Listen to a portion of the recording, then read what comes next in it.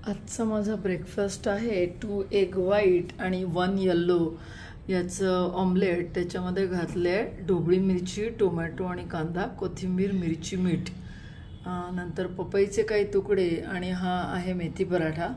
अर्थात मेथी पराठा भाजताना दोन्हीकडनं तेल लावलेलं नाही आहे, पण भाजून झाल्यावरती त्याला असं थेंबभर तूप लावलेलं आहे, त्यामुळे तो असं जरा कोरडा कोरडा दिसतोय. आणि इकडे आहे माझे मल्टीविटॅमिन्स जे मी आत्ता काढणार आहे. याच्यामध्ये आहे सुप्रॅडिन जी मल्टीविटॅमिन आहे, नंतर ही आहे विटॅमिन सी, ही आहे विटॅमिन ई, आणि हे आहे कॅल्शियम. कॅल्शियम हे जनरली एम्प्टी स्टमक घ्यायचं असतं, तर त्याचं हे होतं म्हणजे नीट शोषलं जातं. तर आता मी आधी ब्रेकफास्टच्या आधी हे घेणार आहे आणि मग ब्रेकफास्ट झाल्यावरती हे घेणार आहे.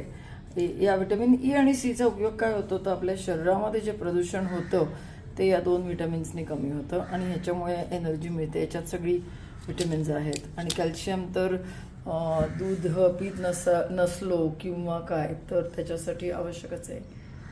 सो असा ब्रेकफास्ट. ऑमलेट तर दर ब्रेकफास्टमध्ये असलं तर उत्तम. 2 एग व्हाईट आणि 1 येल्लो, पण तो येल्लो फेकून द्यायचा नसेल तर एका अंड्याचं केलं तर मस्तच, म्हणजे मग काय वायाच नाही जाणार. आणि आयदर एक पराठा, एक पोळी, एक ब्रेडचं स्लाईस, असं मी काय काय मनाला येईल तसं खाते. नाही तर कधी कधी फक्त ऑमलेट आणि फळं, पण थोडंसं सकाळी सकाळी काहीतरी पोटभरीला घेतलेलं बरं. चला आता मी माझा ब्रेकफास्ट सुरू करते आणि तुम्ही पण काय काय ब्रेकफास्टला करता कमेंट्स करून सांगा. सर्व कलरफुल गोष्टींमध्ये विटॅमिन ए असतं, त्यामुळे पपईमध्ये विटॅमिन ए आहे. आपण ढोबळी मिरची घातली आहे त्यात विटॅमिन ए आहे. तर अशा कलरफुल, आज भेंडीची भाजी केली आहे त्यात विटॅमिन ए आहे.